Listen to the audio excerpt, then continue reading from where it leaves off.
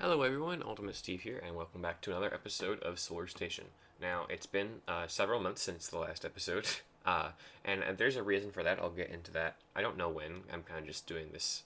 Uh, I don't really have a plan going into the commentary. I'm just watching the video play back rapidly in front of me while I slowly run out of seconds. Anyway, so this is we're launching another module to the station, which is going to be fairly similar, like in profile to previous launches.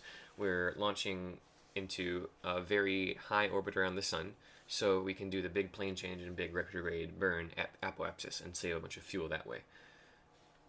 And so while that's going on, I'll tell you. Well, actually, no, because what happens here is that I actually forgot an antenna, and I have to go around like several times trying to like get electricity. I also forgot solar panels. Like I only have the two like really small solar panels on this thing. Not exactly a wise plan. I forgot it. Like I think I half built the craft, and then I came back to it like 4 months later. I'm like, oh, I completely built the craft. Anyway, so the plan for this craft is really ambitious. Uh, it's going to go down and from the 200 megameter orbit, and it's going to dip its periapsis like very slightly inside the sun's atmosphere, and we're going to get science from inside the sun's atmosphere. And in effect, we are going to be touching the sun. And the reason that I was like going so hardcore on Sun Station the very first couple episodes was I thought I was going to be the first person to do this for some reason. Because I'm like, how could anyone have done this before? Like, I did my homework and I checked that I believe the station is in the lowest circular solar orbit ever achieved. However, I was like, okay, if nobody's done that, then certainly nobody's ever done like actually touching the sun. But then, like after episode 4 came out, I googled it around, and I'm like, oh, apparently several people have done this. Unfortunately, that demotivates me. It really shouldn't. Like, I know that sounds a little bit weird. Like, oh, I'm not the first person to do it. Why is it? It's not worth doing now. But like, I don't know. It demotivated me a little bit. And but anyway, now I'm here. I'm back. I'll be like what? Probably in the first 10 people to ever touch the sun. I'm fine with that. So now you'll see here, like we got through all those problems, like with communication and power and pointing in the right direction, and we are going to do our first solar braking burn. Now the thing is, this entire craft, there's two thermal issues here. First of all, the ship itself. My original plan, now that I'm recording this, I just now remembered that it was supposed to be encased in a fairing until I got to the station, because it is only safe pointing exactly one way from the sun, and this is not that way. The other thermal issue is I slapped a bunch of batteries on the top. I don't remember why, but I did, and those have a habit of exploding. So you'll notice me quick loading a lot more than usual here, because so many things just keep exploding. And in the end, I think actually one of my two solar panels does explode, and so I ended up completing the entire rest of the mission with one solar panel. Uh, so the nuclear stage is now gone, and now we're using the ion stage to decelerate, and that is the exact same ion stage as pretty much everything else. However, our payload here, you can now zoom in a little closer and see the payload itself, is very small.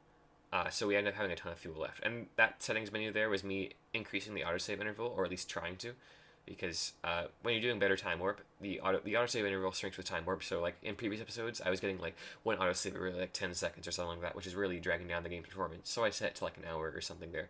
Now the thing is that radiator is right in the way of me adjusting my fuel tank. So I actually have to retract it every single time I detach a set of fuel tanks. Uh, and that radiator, I'm not even sure why you have it, because if the whole thing was supposed to be interfering, what would it do? Anyway, so like the entire craft is supposed to be like vertically up and down oriented. Actually, hold on. No, it's retrograde. Okay, no, sorry. The solar panel is supposed to be there. When I actually descend it to the sun in this craft, after I send the crew, and it'll be probably like episode 6 where. Okay, so and as you see there, I broke the radiator by accident and have to do that entire thing again. So the entire thing is now going to be played back at 10 times speed instead of 6 times speed, because that's just going to get really tedious. So episode 6, I believe, will be sending the crew. I have designed the craft for that like months ago. I don't remember if I know how it works or not.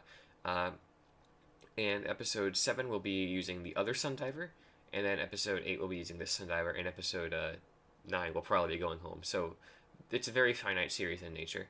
But anyway, so now we're getting back to where we were, and this time I do remember to retract the radiator. I'm not sure if it's happened yet, but unfortunately, I do think the thermometer explodes due to overheating, which is like really awful because it's do it for the meme. You want to see how hot the sun is. Unfortunately, we don't get to do that. But uh, anyway, so we've successfully gotten those 4 tanks out of the way, and now we have to do the tedious time warp around the sun, where 100 times time warp is really slow, but your ship won't explode, and 1,000 times time warp is only safe for like 1 second before your ship explodes. Isn't that so fun?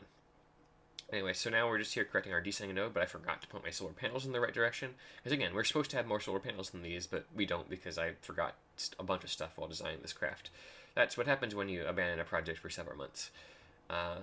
And if you're new to my channel, by the way, and are wondering what solar station, because I've done a bunch of stuff since then, and I've gotten like a ridiculous amount of subscribers since then. Like I'm up to like 425 or something like that last time I checked. Solar Station is a friend challenged me to make a space station around the sun at like less than 1/15th of Moho's orbit, or 1/5 or something. I don't know, like some distance to the sun's orbit in a polar orbit. And I think I went lower than his challenge, than their little's challenge, and I exceeded that by a significant margin. I'm making a multi-modular space station around the sun in a 200 megameter orbit, which is slightly lower than this distance you're seeing right here. And I've successfully launched, I think, 3 modules, no, or 2 modules, I don't know, a certain number of modules in previous missions, in previous episodes, and the station is nearing completion. Like, this is a vehicle that's going to go down and touch the sun and then go back to Solar Station, and the next vehicle is going to send the crew, and that'll be like the final actual part that goes to the station. So now I'm getting in an increasingly low solar orbit, and I'm really starting to have thermal issues here with random things exploding that aren't supposed to explode because, again, I forgot the fairing. And honestly, I kind of consider redoing this mission, but these take a really long time to record, even with better time warp. So I decided against it. But given what happens at the end of this video, I really, really, really wanted to do it, and you'll see why. So here I am going to the tracking station, and I am time warping until the ships are in the right spot. Now, another thing you'll notice here is that I have the debug menu open with the Normex temperature on. When I load a craft from a quicksave or from a tracking station and it's low enough, there is a very high spike of heat, which is unsurvivable. That also happens when rendezvousing with things. So what I do is I only really care about steady state temperature. So like I will have Normex temperature on for like the first couple minutes after loading a save, just to make everything cool down, basically. But like the actual craft are at least directionally thermally stable in steady state. And that's fine. You can hate me for that. I don't really care. In my opinion, it's a quirk of Kerbал's physics. But anyway, so now you can see we are getting fairly close to Icarus Station, which I actually named. I haven't used its entire name this entire video.